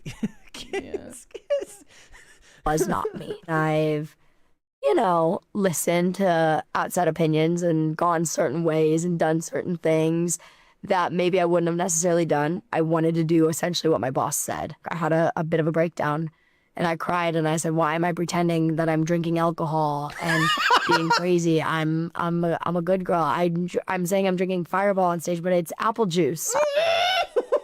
I'm not like that because I put on this quote unquote bad girl. Wait, now I don't even know it's real. I think she actually drank the Fireball, and this is the fake part. Nah. Yeah. I believe the her. worst part about that was like pretending like Fireball is in any way like hard to drink. It's basically just apple juice anyways. I saw that she had this huge like glass jug on stage on her tour.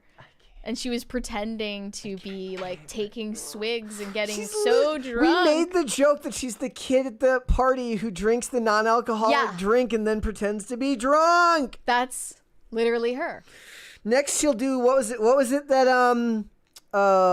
Jonah Hill was snorting or in Wolf of Wall Street, like vitamin C or something like that? Right. Next she'll be doing that. Right, yeah. No, I think nothing's real. It's good to see that Jojo Siwa is no longer going down the bad girl spiral. She was never going down the bad girl spiral. It was fake. Exactly. But it's good that she is fessed up. She went in a weird bad girl cul-de-sac and turned right around. What I mean is it's good to see her fess up to the fact that was all a stunt because we knew it all along. And it's good to keep see that in mind if she decides to like she goes down her trad route and starts making religious music or God for sake country music. Yeah, heaven forbid we see JoJo Yeehaw! Siwa's trad era. I don't want to see that. I just want to see her try to actually just be a person instead of a persona. See, the thing and is, this is the beginning of that. To most people, like, look, it's not really interesting. Like, I was actually thinking about that the other day. It's like, if album covers were real and it's just somebody texting in a chair, if, like, the average everyday real person isn't really that interesting. They always talk about how the best pro wrestling personas are just you, but turned up to 11. So what is Jojo Siwa turned up to 11? Is it drinking like an extra large apple juice? A Capri Sun. And a Capri Sun at the same time? Waters. Maybe she has like two, like she stays up late. She's up till 11. Oh yeah, and she eats the junk food for dinner. She has candy for breakfast. Okay. All right. Let's go to Super Chats. Shane H. Wilder said, if BN was on Peacock like the 3 Psych movies, I'd give it more credence than putting it on NBC. Psych is my comfort show, and Peacock did a good job. Burn Notice is on Hulu because I believe it was probably produced by 20th Century Fox. So it was on there. So it's on Hulu, same as White Collar. They're both on there. I don't know if they would put it. If you're talking about a reboot of it, then maybe, yeah, that'd be kind of good. I'd rather that than they put it on network television. Home Slice said, it seems that art house super indie cinema is doing great at the moment, but somehow these executives don't want to greenlight mid-budget movies. So I did a video last week on the death of the mid-budget movie. Could you explain to me like which movies you're talking about specifically? Because Sinners is not mid-budget and it's not art house, even if it's an artistic film and an original film. It was a Warner Brothers movie. When you compare it to... It's so funny. So The Accountant 2 opened to like the exact, almost to the dollar, the exact same amount that the original Accountant opened to in 2016. But not counting inflation. But no, like, so it's like, it actually made less because tickets are more expensive. Yeah. I was supposed to go see it tomorrow, but I'm going to be on IRL, so I'm going to have to go see it another day. The things I do for you. You're usually on Fridays. I think Libby's on this Friday. On Friday. Oh, so, you know what? I kind of thought about it. I'm like, I always like doing Fridays because it's like a chiller show. But now that I think about it, Friday night is like my sacred. Super Bowl. Like my favorite hours of the week are like 7 p.m. to 2 in the morning on Friday night. Friday night is Brett's personal Coachella. It is every single Friday. So, I mean, if they want me to do another day of the week, and you're always the headliner. Exactly. I don't need to wear a sash. No, or whatever. Mocha is the headliner, actually. Mocha was Mocha got had another incident right before I think Mocha was just being dramatic to keep us from leaving. But what happened? She's okay now. She was having more digestive issues. But she went to the vet she went to the vet today. She's okay now. It's always something, isn't it? It is always something. And over here we have Chloe, unproblematic. Toast, unproblematic. Although like I have to use the lint roller 1,000 times because of Toast. But I am gonna probably go and see The Accountant on Thursday. Then, from what I understand, it's a lot less serious, and I like that the original Accountant had a serious tone with the way they talked about the character's autism, and it's just a weird. Have you ever seen it? No. He's an autistic math savant who was the son of a general, who's also like he does like the books for cartels and is like an assassin. That's a lot wrapped up into one.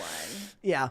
It's and it works. It works. The original film is really, really good. They do these scenes where to get over, because he's got the uncaring military dad who like basically he trains him how to deal with his episodes, where like every night he goes into his room and he puts on flashing lights and loud sirens and sits there for like an hour and does the thing where he like rolls his knee with the wood board to like hurt it. And that's it's like his version of stimming. No, it's stimming. He does this. He goes like this. Okay, then this is like that. It's a form of like therapy. It's a form of like what's it called? I forget what the word for it is. I don't know. Exposure therapy. Okay. Yeah, it's really worth it though. It's very good. But apparently the sequel's much less serious, and it's more about him and his brother, played by John Bernthal. And John Bernthal's character is a lot less serious than his in the first one. So I'm assuming that he takes that kind of in stride, and they're both less serious in this movie. I'm excited to see it though. Let us know in the chat if you've watched The Amateur. I wanted to know what people thought of that too.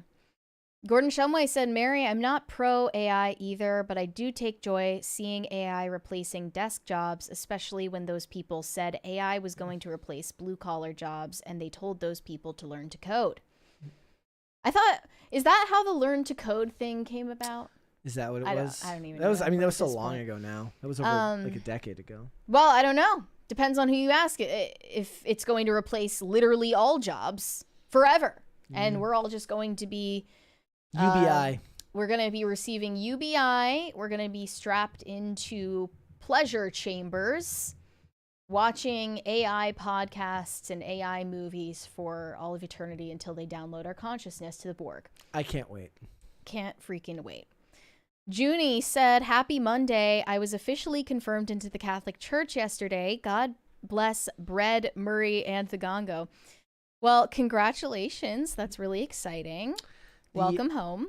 I posted on my Instagram, the pastor who is going to be marrying Olivia and I gave us workbooks that we're going to be working through with him. Are you allowed to say what's in the workbook? I haven't looked at it yet. I bought we met with him while we were out of town, and I had the books mailed to home to look at, but we're going to be doing that over the process of the next several months leading up to the wedding.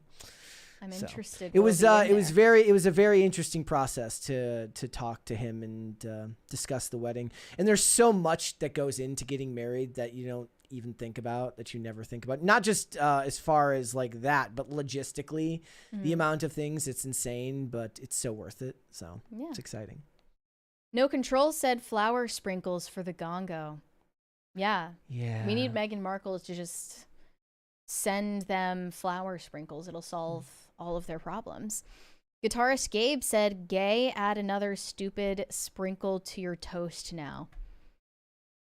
I guess she puts them on toast. She puts them on cookies, yogurt, eggs. Guys, we are getting very close to a second crisis party, so you should do that, and also remember to love bomb the like button. Love bomb the like button. Yeah. Love bomb the show by hitting the like button. Actually, I was meaning to check on this on our Spotify page, but I want to know how many ratings that the show has so far. You can't give a written review on Spotify, but you can give a rating out of 5 stars.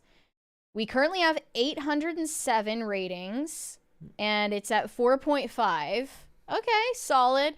But I really want us to get up to over 1,000 Let's ratings. go! If you have not gone on Spotify and rated the show yet, go do that. It doesn't even really matter if you give us 5 stars. Like, obviously, I want you to give us 5 stars. No, it matters. Give us 5 stars. But, like, I think it's good to just give it a rating anyway, because that makes it seem like everybody at least cares enough to have an opinion.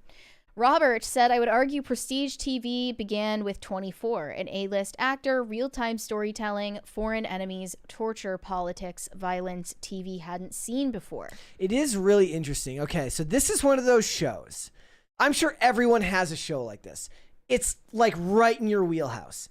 Okay. Everything about it is perfect for you. Yet I've tried to watch it like 3 times, and I just maybe I'm just picking the wrong days. Like, is it too high stress to watch it? No, it's like I cannot explain to you what it is about the show, but it doesn't hold my attention. And I've watched the pilot like 2 or 3 times, and usually once you get to the pilot, like you have to like care at least enough to go into episode 2, and I've just never. I'm sure there will be a day all the cards will align. I'll be in the right mood, you know? So wait, if I recall correctly, it's about like just a 24-hour. Yeah, period, and like Kiefer Sutherland's, like getting terrorists and saving the day. Like I said, I've tried several times. I will get through it.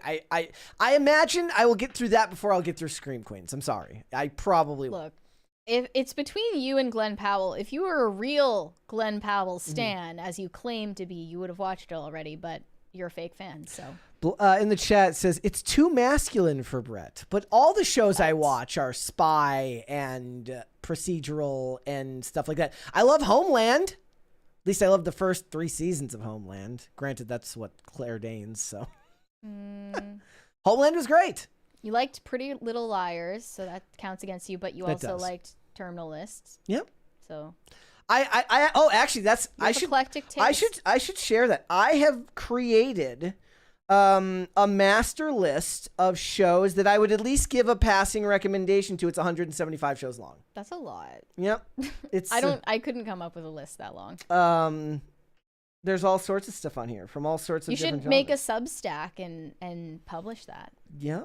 publish that. Yeah. Go watch Into the Badlands if you haven't watched it. If you're looking for a masculine show to watch Into the Badlands. I'll say you of all people actually should have a Substack because of the essays that you write about things, like very niche things. Yeah, unfortunately. The thing is, I don't know I'm going to write it until I'm done writing it, and then I go and re-edit it like four times. It's like that's when you put it on Substack. The idea of writing like a movie review gives me just anxiety. You write what you want to write and you put it there, and it's like just a place for it to be. Yeah. Shane H. Wilder said, I take umbrage with you, Brett. I am not a flower sprinkle. That sounds gay. With all my sarcasm and snark, they would be dead. No one wants that. I mean, using a phrase like taking umbrage sounds pretty flower sprinkly to me. Yeah, I think instead of the crisis actors, we should just call you guys our flower sprinkles. That's what I'm going to do from now on. Deep South EDC said, why walk when you can wheelchair? Yeah. She should have that shirt. It's so comfy. I'm hoping that person was just making satire. No. It wasn't, but I wish it was. That was not. The hair was too coated. Yeah. She definitely has like mental problems. I don't think she has any problems walking. Dane S. said, as a nurse, I can tell you that many patients that can physically walk go home with wheelchairs for longer distances. Say that again? Many patients that can walk go home with wheelchairs for longer distances. I mean, I think the issue here is it's so coated with the hair and it just feels very of modernity. And most of the time you wouldn't imagine that a person like that would brag or in a lot of ways virtue signal about it. Like, don't assume this. Right. Honestly, I'm not saying this is true of that person in particular, but that type of person is the one who says they have like long COVID. And that's the reason why they're disabled is they have long COVID because you didn't get vaxxed. Yep. Sketch Therapy said, is Royal Pains news a royal pain in the beep for Brett? I mean, there's just nothing about these about these reboots that can get me excited. There just isn't. It was made in a different time. It flourished in a different time, and the world is different now. The industry is different now, and they're bringing White Collar back, and I imagine I will watch that, and I'll be like, and that'll be it. And it'll be sad. Is that kind of a wistful sigh, or is it like a despairing? It's like I'll always have the original. Okay. And then what I'll do is I won't watch the rest because I don't want. When people are like, when they ruin a show and they're like, it doesn't make the other versions less bad. It doesn't ruin the other versions for you. You know, like when they make a sequel or something and it kind of ruins it for you. It does. In a way, yeah. If you expose yourself to it, you can't undo the damage. So I'll probably watch the pilot and then call it quits. No Willie Garson, anyways. Serengo Productions said, time to buy another 10 copies of Hogwarts Legacy. Don't, just don't. Buy something because you want to buy it. Don't buy it because you like it. Not buying something to own the libs or to own the cons is lame behavior. It's very ultra-right beer calendar of you. Yeah. Shane H. Wilder said Warner/Chappell Music's copyright to Happy Birthday was found invalid in 2016, and they settled for $14 million because they never actually had the copyright. Okay. So we're in the clear. AI Shih Tzu said, with the death of I'm assuming it means the Pope. Is that in Italian? I wouldn't know. I found myself rewatching The Young Pope and New Pope. Have y'all seen this? Any commentary to offer? I've never heard of New Pope. I have heard of The Young Pope, and I haven't watched either of them, but I have heard bad things about The Young Pope. Only bad things. Why? I'm not sure exactly. It just came out so long ago that I don't recall what the details were, but it was something about just lots of sexual graphic content in The Young Pope and political messaging that's unsavory. yeah. You want to watch a fun version of something about a young version of a real person? Watch the show Leonardo from the BBC. It's on Hulu, I believe. No, I'm sorry. It's on Amazon Prime. It's about young Leonardo da Vinci. Oh. And it's the most absurd, unrealistic thing. Kind of in the way that Merlin is just absolute slop. It's like that, but it's Merlin, but with Leonardo da Vinci. Or young Sheldon. It's like, it's the most diverse. Well, the young pope is a fictional pope that's like young. That's it. Okay. Like a young guy like in his 20s or 30s being pope in the current day. Shane H. Wilder, only dolls to be protected are the Goo Goo dolls as far as Pascal. Ladies, if you find him masculine, maybe lay off the birth control. We did a whole segment when you were gone about the Goo Goo dolls and the... Yeah. Well, Pedro Pascal isn't... He dresses terribly. He has this Harry Styles kind of affect about him where he's like, I'm a straight man, but I'm fashionable and I like to paint my nails. And a lot of people was just say called that metrosexual when I was in my 20s. We need to bring back that term. I always say there was something classier about that, though. Yeah, that was oh, like. And when you would you call wore it, like slightly more fitting suits. You would call it guy liner. Wait, isn't that JD Vance? Isn't you he need to guy bring liner? back the term guy liner. Yeah. Yeah. DCNC said, do we reckon Pedro is part of the reason Gina got offered re-education? Honestly, no. I don't think that he was behind that. I think Kathleen Kennedy was behind that. No, maybe they were just going to fire her. And he was like, what if we try Maybe to... he even helped. Yeah, I don't know. Ethan, the felonious poet, said, I ain't gay no mo. I am delivered. Jojo Siwa. She prayed the gay away. Yeah. Or Mickey Rourke did. I don't know. DCNC said Jojo got Oh, I already read that one. Jojo's voice starting to sound like Miley Cyrus. It's actually worse. It's worse honestly. than Miley Cyrus. How is that even possible? Yeah. Imagine what she's like when she's when she has a cold. I know. Yeah. Sound like. She's gonna need to like have a voice modulator or something. Shane H. Wilder said Big Brother is going to be investigated for gay conversion therapy by the UK government after this. Yeah, it was like kind of an unintentional gay conversion camp in a way because they just forced her to be around straight men. Greg Duvier said the original I Know What You Did Last Summer trailer is prime example on why today's trailers suck. It doesn't spoil anything unlike the new one. That's why you should watch the video I made on this very topic on this YouTube channel, comparing the original 1997 trailer of I Know What You Did Last Summer. Let me see if I can find it here. And I compared it to the new one, and I couldn't actually monetize it because I had to show both trailers. Does it have a voiceover? Yes, it does. It has epic voice guy. Maybe that'll make a comeback at some point. Let me see if I can. Joshua Throckmorton said, it's good to have y'all back. Brett, I hope wedding stuff is going well. And Mary, okay. I hope you converted many souls in the crusade on the Gongo. I tried. I tried my darndest. I just posted that trailer review I did between the two videos in the chat. Don't click on it right now because we need you. Wedding planning is going very, very good. It's excellent. It's a very sobering experience to like see how much you don't realize how much work goes into it until you start doing something like this. It's like the meme. Thank you. Like the bride on her wedding day is like manic because of all the decisions that have had to be made. Yeah. It'd be like that. That's why people just like hire a team at this point. Like they just hire like a wedding planning agency that just does everything for you. I mean, even with that, you still want to be able to make decisions, and there's just so much that goes into it. The only thing I'm being kind of picky about is like the music. Well, what music? Well, you're gonna have to go to the wedding to know. You're not gonna spoil it. You'll have to be see, because somebody had to point out to me, they're like, you don't want the music to be too obscure, because then people don't want to dance to obscure music. So I'm like, oh, so I can't. Am I allowed to ask how many people are gonna be there?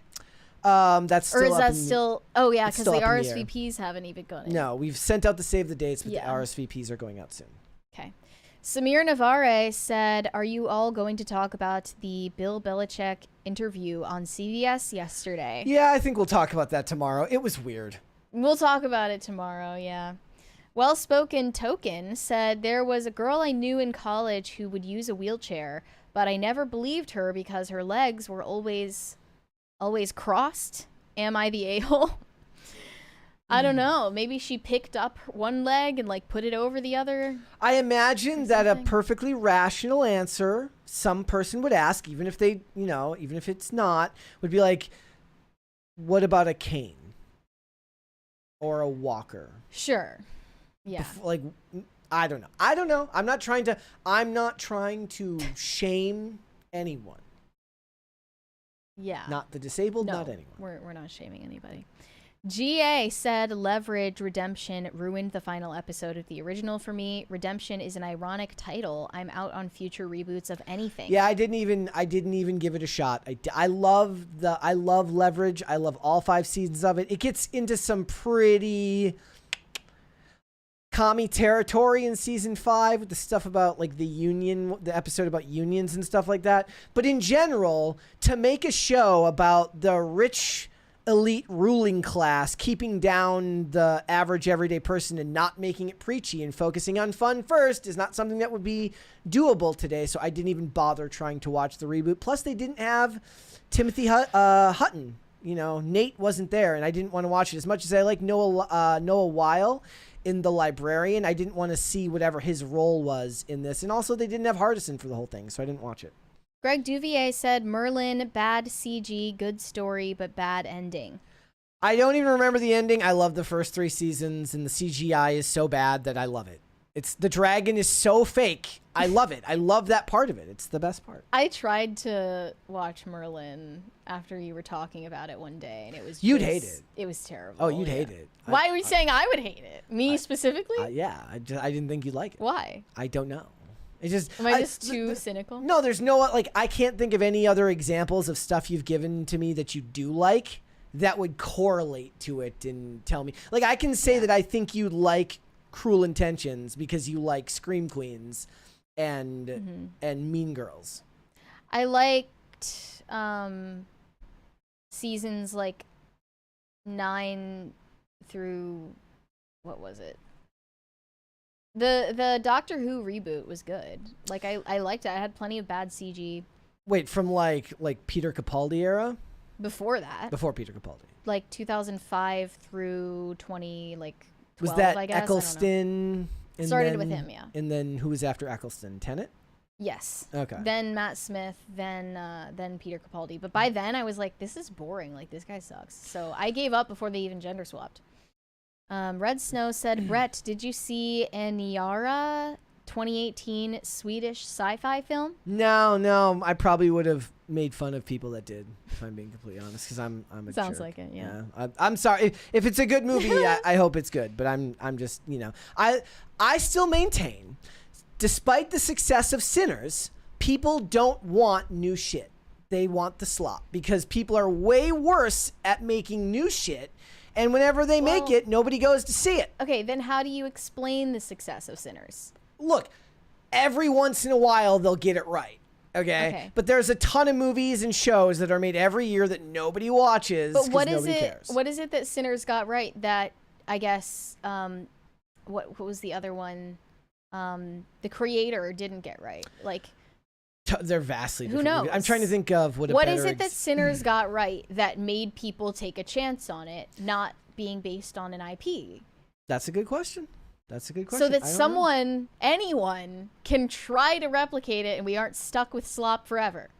That's what I've been wondering. I don't know what it is. Doing sci-fi and doing horror are different beasts, though. I mean, one of the biggest risks they took on Sinners was the budget was very high for a horror movie. Yeah. $90 million for a horror movie is extreme.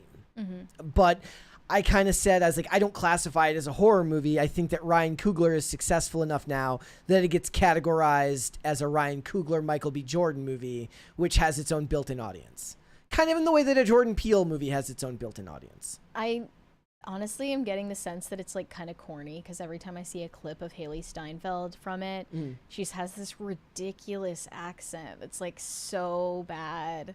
She's like, boy, if you don't get the fuck out of my face. Well, it was 1930s in the South. So it was just bad. I don't know. She has iPhone face, okay? She does. She has iPhone face. That's all it is. The Manic Mustache said, your father drives a pickle wagon and your mother is a flower sprinkle. Stay toxic, my friends.